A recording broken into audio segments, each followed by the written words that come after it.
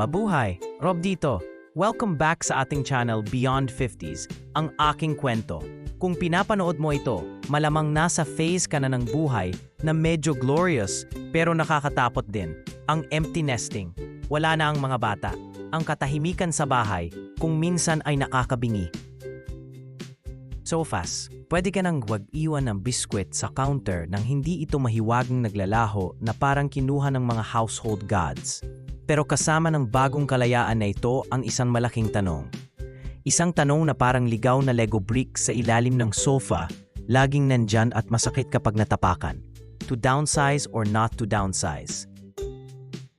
Ilang taon ding naging sentro ng gulo, tawanan at teenage angst ang bahay na ito. Mahal natin bawat sulok nito. Every creak, every stain, every memory. Hindi lang ito semento at pako. It's a living photo album. Kaya ang maisip na i-pack up lahat yan at i-let go ang history ng pamilya, parang binabaklas mo na rin ang isang bahagi ng iyong pagkatao.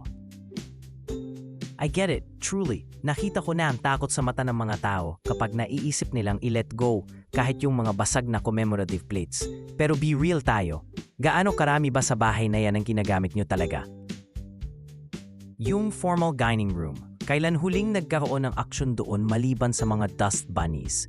Yung mga kwarto ng mga bata, gaya ni na Azrael at Jamie, naging storage units na lang ba sila para sa nostalgia at mga nakalimutang sports equipment? Para tayong nagbabayad ng kuryente at naglilinis para sa isang maliit na museum ng ating past life. And that, my friends, is expensive.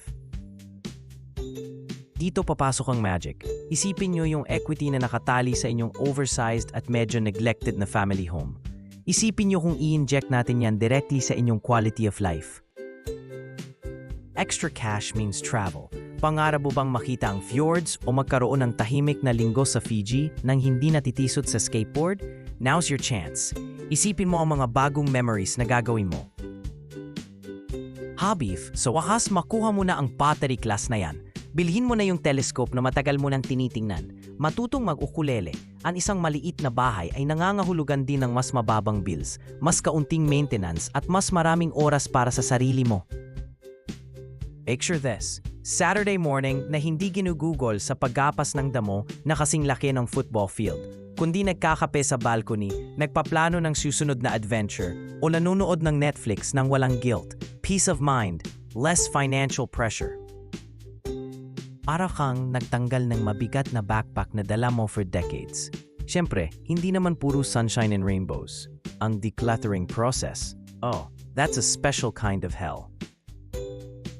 Makakakita ka ng mga gamit na hindi mo alam na sayo pala.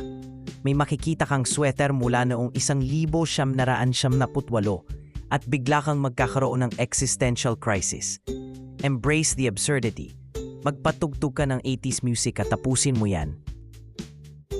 Ang paglilipat ng bahay ay parang isang aggressive game ng Tetris gamit ang buong buhay mo. Look, hindi ito tungkol sa pagtatapon ng memories. Tungkol ito sa paggawa ng space para sa bagong memories. Acknowledging na ang chapter ng pagpapalaki ng mga anak sa malaking bahay na iyon ay tapos na. Isang bagong exciting chapter ang nagsisimula. Isang chapter kung saan ikaw ang main character, hindi na lang supporting cast o driver ng family taxi. So take a deep breath. Consider kung ano ba talaga ang nagbibigay sa iyo ng saya ngayon. Kung ang idea ng pag-free up ng capital para sa isang vibrant future ay nagbibigay sa iyo ng excitement, baka oras na para pag-isipan ng downsizing. Baka mahanap mo na ang iyong best years ay nasa harap mo pa at ang hitsura nito ay freedom. Ano ang tingin nyo? Isa ka bang empty nester na nadiisip mag-move? O nagawa mo na ito? Let me know in the comments below. Don't forget to like and subscribe for more real talk about life after 50. See you in the next one.